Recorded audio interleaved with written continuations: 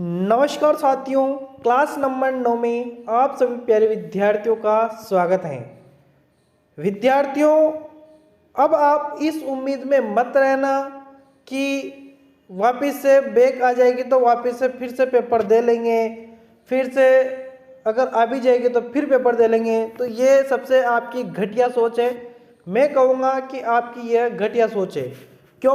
क्योंकि आने वाले समय में बहुत बड़ी बड़ी वैकेंसीज आने वाली हैं आईटीआई स्टूडेंट्स के लिए। अगर आपने ये बैक क्लियर नहीं की और आपकी आईटीआई अगर क्लियर नहीं हुई तो आप बहुत पछताओगे। ये मैं आपको आज ही कह देता हूँ और लिख लेना। आप अगर आपके बैक आ जाती है ना वापस से तो समझ लेना आप बहुत ज़्यादा पछताओगे। इसलिए कोशिश करना कि आप इस बैक को इसी टाइम यानी कि इसी एग्ज़ाम में आप क्लियर कर ले और आगे आपको बैक का मुंह नहीं देखना पड़े। ठीक है? देखिए प्यारे विद्यार्थियों, हम आपके लिए इतनी मेहनत कर रहे हैं, डेली आपके लिए कंटेंट डाल रहे हैं, फिर भी अगर आप तैयारी नहीं करते हैं तो यह सबसे बड़ी आपकी लापरवाही है। ठीक है? हमने 8 क्लासें आपको करवा दी हैं। अगर आपने उनको नहीं देखा है तो डिस्क्रिप्शन में जाना है, वहाँ पर आपको प्लेलिस्ट का लिंक मिलेगा, वहाँ से आप क्लासों को रेगुलर तरीके से देख सकते हैं। लगातार तरीके से यह क्लासें 10 दिसंबर से पहले पहले जो हमारा टारगेट है कि आपको 500 क्वेश्चन देना। 500 क्वेश्चन जो कि सभी प्रश्न जो है ना एग्जाम में पूछे जा चुके हैं, यानी कि मैं जो आपको क्वेश्चन करवा रहा हूँ वो सारे के सारे क्वेश्चन एग्जाम में पूछे गए हैं आपके आईटीआई के एग्जाम में। तो काफ़ी सारे क्वेश्चंस आईटीआई में हर बार का रिकॉर्ड है, क्वेश्चंस रिपीट होते हैं, इसलिए यह क्वेश्चंस भी रिपीट होंगे, आपके लिए बहुत महत्वपूर्ण साबित होंगे। इसलिए रेगुलर तरीके से आप इन क्लासों को देखिए, आपको इसमें बहुत ज़्यादा फायदा होगा, ये आप ध्यान रखना। ठीक है? यह जो क्लास हम सप्लीमेंट्री एग्जाम 2023 जो कि दिसंबर महीने में आपके होने वाले हैं, उसके हिसाब से इलेक्ट्रिशियन थ्योरी की जो कि सेकेंड ईयर की क्लास है, उस हिसाब से हम इस क्लास को अच्छी तरीके से हमारा 100% देकर इस क्लास को तैयार कर रहे हैं। तो आप भी अपना 100% देकर और अच्छी तरीके से तैयारी करें और जो भी क्वेश्चन एग्जाम में पूछे जाएंगे उनको अच्छे से देकर आए और बैक को क्लियर करें। ठीक है? एक बात ये ध्यान रखना, जिंदगी बार बार मौका कभी भी नहीं देती है। आपको अवसर मिला है बैक को क्लियर करने का तो आप बैक को क्लियर कर ले। क्या पता भविष्य में आपकी एक छोटी सी लापरवाही आपके लिए बहुत बड़ा संकटदायी बन जाए। तो आपको ध्यान देना है और अच्छे से बैक को क्लियर कर लेना है। ठीक है? क्वेश्चंस नंबर जो कि आज रहेगा अपना कौन सा नंबर, तो 201 नंबर। देखिए ध्यान रखना, 200 तक क्वेश्चन हो चुके हैं। आज का जो क्वेश्चन है वह 201 नंबर का है। यहाँ पर 1 लिखा हुआ है तो ये आंसर की का पहला क्वेश्चन है। ठीक है? क्वेश्चन है, यदि ISI के अनुसार घोषित वोल्टेज 240 वोल्ट है तो न्यूनतम एकल चरण यानी कि सिंगल फेज कार्यशील वोल्टेज क्या है? देखिए कहा जाता है कि घरेलू वोल्टेज जो होता है ना वो 240 वोल्ट तक होता है, उससे ज़्यादा नहीं होता। लेकिन अपन अगर वोल्ट मीटर लगाकर अगर अपने घर में जो सप्लाई आ रही है उसको अगर अपन चेक करेंगे तो अपन पाएंगे कि वो 225 से लेकर 230 के बीच में होती है। तो जो अप्लाई होती है ना अपने घरों में जो आती हैं कार्यशील जो काम में ली जाती हैं वो 228 के लगभग आती हैं। 228, 225 से लेकर 230 के बीच में आती हैं, तो 228 यहाँ पर कंप्लीटली सही आंसर होगा। ठीक है? 216 नहीं आती हैं, 233 ज़्यादा हो जाती हैं और 211 फिर डाउन हो जाती हैं। तो ये तो ड्रॉप के टाइम पर कार्य करती हैं, लेकिन यहाँ पर 228 आपका कंप्लीटली सही आंसर है, यदि आप ध्यान रखना। ठीक है ना? नेक्स्ट क्वेश्चन आपके सामने है जो कि है संकेतित यानी कि इंडिकेटेड ओवर वोल्टेज रिले में पीक अप वोल्टेज क्या है? तो पीक अप वोल्टेज जो है वह रिले शुरू करने के लिए न्यूनतम वोल्टेज, यानी कि कहने का मतलब ये है कि जैसे कि ये एक वायर है और मैंने यहाँ पर एक रिले लगाया हुआ है, इस तरीके से एक रिले लगाया हुआ है। देखिए रिले का सिस्टम ये, इसको मैंने सेट कर दिया मान लो 10 एम्पियर पर, कि 10 एम्पियर धारा होते ही ये क्या कर लेगा, वर्क करने लग जाएगा रिले। और रिले का कार्य क्या होता है? परिपथ को खोलना। यानी कि मान लीजिए इधर कोई मोटर चल रही है ये एक बल्ब है या मोटर है, कुछ भी समझ लीजिए आप, और एक ये फेज है और एक ये न्यूट्रल है। अब बात ये है कि इसमें अपन ने धारा दे रखी है और धारा बह रही है, और धारा कितनी दे रही है कि अपन को बल्ब को चाहिए, धारा 9 एम्पियर चाहिए वर्क करने के लिए। इसको भी 9 एम्पियर वायर को कितना सॉरी यहाँ पर मैं, हाँ देखिए यहाँ पर अपन लिख देते हैं कि वायर 10 एम्पियर तक झेल सकता है ना, और इधर 9 एम्पियर तक मोटर झेल सकती है। अब बात ये है कि सप्लाई जा रही है। अब यहाँ से अगर 10 एम्पियर से अगर 11 एम्पियर हो जाता है, 10 एम्पियर तक, 6 एम्पियर तक, 5 एम्पियर तक तो आराम से चल रहा, रिले भी चल रहा है, धारा भी जा रही है। लेकिन जैसे धारा बढ़ जाती है, 10 एम्पियर हो जाती है, तो रिले की कार्यशील वोल्टेज क्या है, एम्पियर क्या है, धारा क्या है, 10 एम्पियर। 10 एम्पियर होता है ये क्रिया करने लग जाता है। तो 5, 6 और 9 तक तो कोई दिक्कत नहीं। 10 एम्पियर जैसे गुजरने लगेगा वायर के अंदर से, तो रिले कार्य करने लगेगी और सर्किट को ओपन कर देगी और आगे सप्लाई नहीं जाने देगी, यानी कि सप्लाई बंद कर देगा रिले, यही कार्य करता है। तो जो 10 एम्पियर होता है लास्ट सीमा, न्यूनतम वोल्टेज जो कि जिस पर कार्य करने लग जाता है, वही यहाँ पर कंप्लीट है। तो रिले शुरू करने के लिए न्यूनतम जो वोल्टेज होता है वही क्या होता है, यहाँ पर धारा भी आ जाता है और वोल्टेज दे दिया, कोई दिक्कत नहीं है। ज़्यादातर आपको धारा देखने को मिलेगा, लेकिन यहाँ पर वोल्टेज के हिसाब से पूछा है तो कोई दिक्कत नहीं है, आप वोल्टेज भी कर सकते हैं। वैसे दूसरे ऑप्शन यहाँ पर मिलते भी नहीं है, कोई दिक्कत नहीं है, ठीक है। तो यहाँ पर आपका ए ऑप्शन कम्प्लीटली सही आंसर है। क्वेश्चन को समझाना मेरा दायित्व है, क्योंकि समझाने से आपको क्वेश्चन अच्छे से याद होगा। अगला क्वेश्चन आपके सामने है, जो कि है एसी मोटर सर्किट में फ्यूज के अलावा थर्मल कट आउट का उपयोग करने का उद्देश्य क्या है। तो थर्मल कट आउट करने का उद्देश्य ये होता है कि लगातार ओवरलोडिंग की अनुमति दे, लगातार ओवरलोडिंग की अनुमति दे सके, ठीक है। अगला क्वेश्चन है इलेक्ट्रोप्लेटिंग प्रक्रिया के लिए किस प्रकार के डीसी जनरेटर का उपयोग किया जाता है। ये मैंने काफ़ी बार आपको समझाया है, इसके लिए शंट जनरेटर का ही उपयोग करते हैं। अगला क्वेश्चन है डीसी जनरेटर में स्लिप्ड रिंग का क्या कार्य है। तो डीसी जनरेटर में स्लिप्ड रिंग होता है कम्यूटेटर, ध्यान रखना, कम्यूटेटर।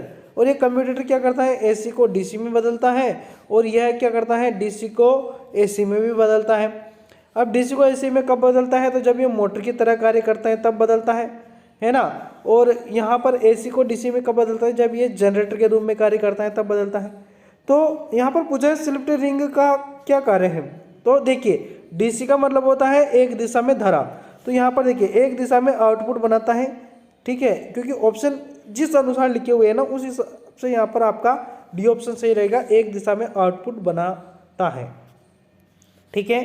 अगला क्वेश्चन से कौन सी मोटर में आदि कुंडलन वाइंडिंग होती है। तो देखिए छत का पंखा, ठीक है, यहाँ पर having half coil winding, having half coil winding किस में होती है, तो छत के पंखे में होती है, सीलिंग फैन में होती है। वाइंडिंग मशीन के भाग एक्स को चिन्हित करें। तो यहाँ पर ये वाइंडिंग मशीन है, जो कि आपने दुकानों में देखने को मिला होगा, आपको पंखों पर वाइंडिंग की जाती है इस मशीन के द्वारा। तो यहाँ पर इस भाग का नाम पूछा है, इस भाग का नाम क्या है। इस भाग का जो नाम है वो है खराद का धुरा। क्या कहते हैं इसको, खराद का धुरा। ये नया क्वेश्चन है, इसको याद रखना आप, है ना। अगला क्वेश्चन है आपका, जो कि हाई स्पीड ऑपरेशन के लिए एसी ड्राइव बेहतर क्यों है। तो इसके लिए जो एसी ड्राइव बेहतर जो है वह है कोई ब्रश और कम्यूटेशन नहीं, ठीक है। एसी ड्राइव बेहतर क्यों है, मतलब कि देखिए कम्यूटेटर और ब्रश लगाने की आवश्यकता नहीं रहती अगर एसी ड्राइव लगा देते हैं तो, ठीक है। अगला क्वेश्चन है हाई टेंशन ओवरलोड लाइनों के अंतिम सिरों पर किस प्रकार के लाइन इंसुलेटर का उपयोग किया जाता है। काफी बार बता दिया, डिस्क इंसुलेटर का उपयोग करते हैं। हाई टेंशन जो लाइनें होती है ना, उनके जो अंतिम सिरे होते हैं उनके लिए कौन से इंसुलेटर का प्रयोग करते हैं, डिस्क इंसुलेटर। एक सेकल इंसुलेटर होता है जो कि लो लेवल लाइनों के लिए अंतिम सिरों पर लगाया जाता है। अगर ये हाई टेंशन नहीं होता तो अपन सेकल करते, और सेकल वैसे ऑप्शन में दिया भी नहीं है। अगला क्वेश्चन है पैनल बोर्ड में कौन सा डिवाइस ओवरलोड और शॉर्ट सर्किट से बचाता है। तो यह होता है एमसीबी। एमसीबी का पूरा नाम क्या होता है, तो मिनिएचर सर्किट ब्रेकर, जो कि यहाँ पर है सी ऑप्शन। अगला क्वेश्चन आपके सामने है डीसी जनरेटर का नाम क्या है। डीसी जनरेटर देखिए ये कौन सा है, कंपाउंड जनरेटर है, क्योंकि यहाँ पर शंट वाइंडिंग भी है और सीरीज वाइंडिंग भी है। ये आर्मेचर है और देखिए यहाँ पर ये है लोड डाला हुआ है, तो यहाँ पर ये जनरेटर है, ठीक है।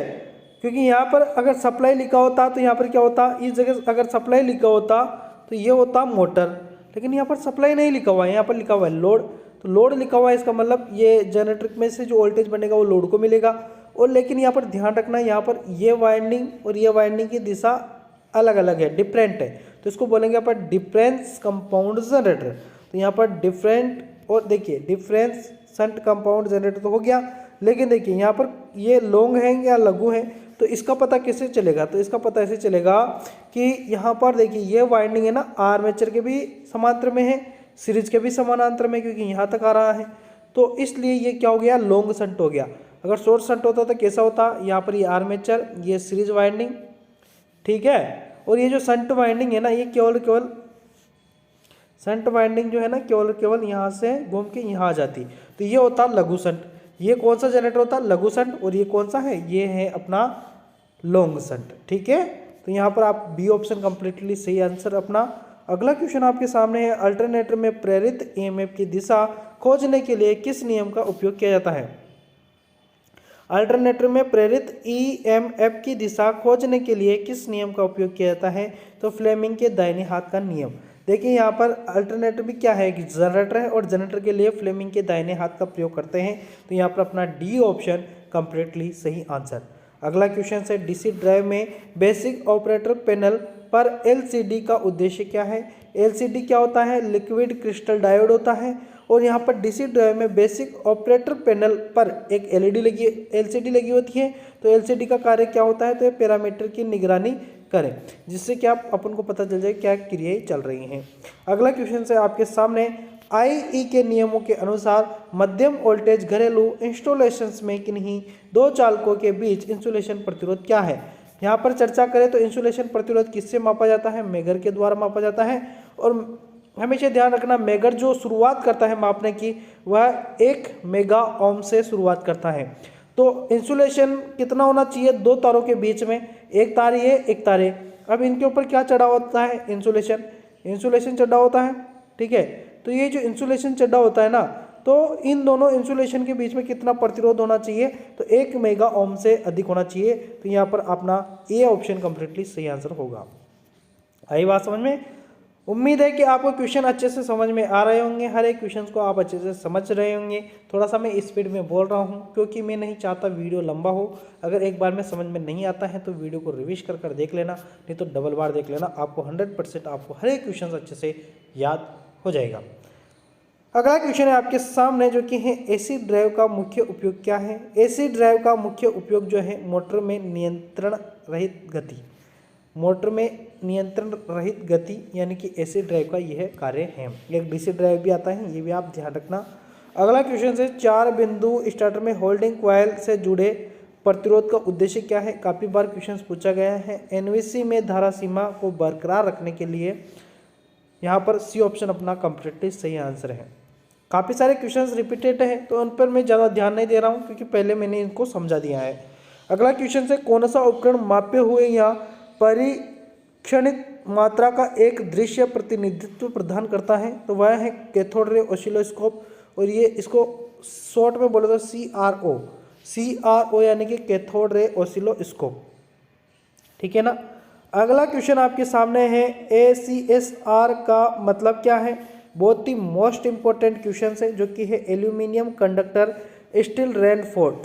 तो यहाँ पर आप ध्यान रखना, ACSR का जो फुल फॉर्म होता है एल्यूमिनियम कंडक्टर स्टील रेनफोर्स्ड। ये क्या होता है कि जो ओवरहेड लाइनों में जो तार प्रयोग करते हैं ना एल्यूमिनियम का, उसमें यह ऊपर के जो तार होते हैं वो तो एल्यूमिनियम के होते हैं, और एक इसके अंदर तार होता है बीच में जो कि किसका होता है, स्टील का होता है, जो कि इसको यांत्रिक मजबूती प्रदान करता है। क्योंकि एल्यूमिनियम क्या होता है, हल्का होता है। अगर ये स्टील का तार ना लगाए बीच में तो ये झूल के दो खंभों के बीच में इस पर झूल पड़ता है और ये टूटने की इसकी संभावना होती है, हीट होकर गर्म होकर। तो इसको मजबूती प्रदान करने के लिए इसमें बीच में क्या होता है, एक स्टील का वायर लगाया जाता है, ठीक है। इसलिए इसको स्टील रेनफोर्स्ड कहते हैं, ठीक है। अगला क्वेश्चन है जो कि वापिस से क्वेश्चन रिपीटेड क्वेश्चन जो कि मोस्ट इंपोर्टेंट है, बार बार पूछा जाता है। BOP का पूरा नाम क्या है, बेसिक ऑपरेशनल पैनल है। मोस्ट इंपोर्टेंट क्वेश्चन है, ध्यान रखना। अगला क्वेश्चन है, फील्ड इफेक्ट ट्रांजिस्टर यानी कि FET का पूरा नाम लिखा हुआ है। फील्ड इफेक्ट ट्रांजिस्टर का मुख्य अनुप्रयोग क्या है, तो ये वोल्टेज नियंत्रण डिवाइस है, ये ध्यान रखना, ठीक है ना। अगला क्वेश्चन आपके सामने है जो कि है डीसी जनरेटर में एक्स क्वेश्चन है अपना जो कि आपके सामने है। डीसी जनरेटर में एक्स के रूप में चिन्हित भाग का नाम क्या है। डीसी जनरेटर में एक्स के रूप में चिन्हित भाग के नाम पूछा है तो ये होता है राइजर, ये ध्यान रखना क्या होता है, राइजर होता है। और मैंने कम्यूटेटर के बारे में काफ़ी बार बताया, ये जो चित्र है ना ये कम्यूटेटर है, और ये कम्यूटेटर जो है ना इसका जो पिछला वाला भाग है इसके बारे में क्वेश्चन में पूछा गया है, तो ये क्या होता है, राइजर होता है, ये आप ध्यान रखना, ठीक है। तो आपका यहाँ पर बी ऑप्शन ही क्या हो जाएगा, कंप्लीटली सही आंसर हो जाएगा। कम्यूटेटर खंड क्या होते हैं, तो यहाँ पर जो है ना ये खंड है। और आर्मेचर कोर क्या होती है, तो आर्मेचर कोर तो इसके पीछे लगा होता है ना, कम्यूटेटर के पीछे, जिसमें वाइंडिंग की जाती है और ब्रश जो यहाँ पर लगे होते हैं इसके चिपके हुए है ना। अगला क्वेश्चन है आपके सामने जो कि किसी ड्राइव में VF अनुपात को स्थिर रखना क्यों आवश्यक है, तो सभी गति को रेटेड बला गुण बनाए रखने के लिए इनको स्थिर रखा जाता है, ये ध्यान रखना। डी ऑप्शन यहाँ पर आपका कंप्लीटली सही आंसर हो जाएगा। अगला क्वेश्चन है इन्वर्टर का कार्य क्या है। इन्वर्टर का जो कार्य है, जो UPS का कार्य है वही इन्वर्टर का कार्य होता है, मैंने पहले भी बताया है। और ये DC को AC में बदलता है, ध्यान रखना। AC को DC में कौन बदलता है, तो रेक्टिफायर बदलता है, ठीक है। अगला क्वेश्चन आपके सामने है जो कि है फुल वेव रेक्टिफायर सर्किट में आउटपुट वोल्टेज क्या है। फुल वेव यानी कि फुल वेव रेक्टिफायर है, और ये आपके सामने जो रेक्टिफायर ये फुल वेव रेक्टिफायर है। फुल वेव रेक्टिफायर में हमेशा ध्यान रखना 2 डायोडों का प्रयोग करते हैं, ये भी क्वेश्चन पूछा जाता है। फुल वेव रेक्टिफायर में कितने डायोड प्रयोग करते हैं, 2। अब बात करें अगर हाफ वेव रेक्टिफायर के बारे में आपसे पूछ लें कि हाफ वेव रेक्टिफायर में कितने डायोड होते हैं, तो हाफ वेव रेक्टिफायर में 1 डायोड होता है, फुल वेव में 2, हाफ वेव में 1। और एक और आता है ब्रिज, जो ब्रिज रेक्टिफायर आता है ना इसके अंदर कितने डायोड प्रयोग करते हैं, तो इसके अंदर 4 प्रयोग करते हैं। और एक और आता है जो कि 3 फेज वाला रेक्टिफायर जिसमें 6 डायोड प्रयोग करते हैं। ये देखिए इस जो ये आपके सामने फुल वेव रेक्टिफायर है ना इसके अंदर सेंटर टैप्ड ट्रांसफार्मर का प्रयोग किया जाता है। यहाँ से एक वायर यहाँ से सेंटर से निकाला जाता है और 2 वायर इधर से निकाले जाते हैं, जो कि यहाँ पर डायोड जुड़े होते हैं इस तरीके से, और यहाँ पर लोड जोड़ा जाता है इस जगह, ध्यान रखना, ठीक है ना। AC को DC में बदलने के काम आता है रेक्टिफायर। तो यहाँ पर ये कौन सा रेक्टिफायर है, फुल वेव रेक्टिफायर सर्किट में आउटपुट वोल्टेज क्या है, आउटपुट वोल्टेज के बारे में बताया है। तो आउटपुट वोल्टेज यहाँ पर DC मिलेगा, ठीक है। तो अब यहाँ पर देखिए ऑप्शन के हिसाब से यहाँ पर पूछा है इनने फुल वेव रेक्टिफायर सर्किट में आउटपुट वोल्टेज क्या है। आउटपुट वोल्टेज क्या है, तो यहाँ पर कुछ लिखा ही नहीं है, संख्या नहीं लिखी हुई, तो अपन कैसे बता पाए।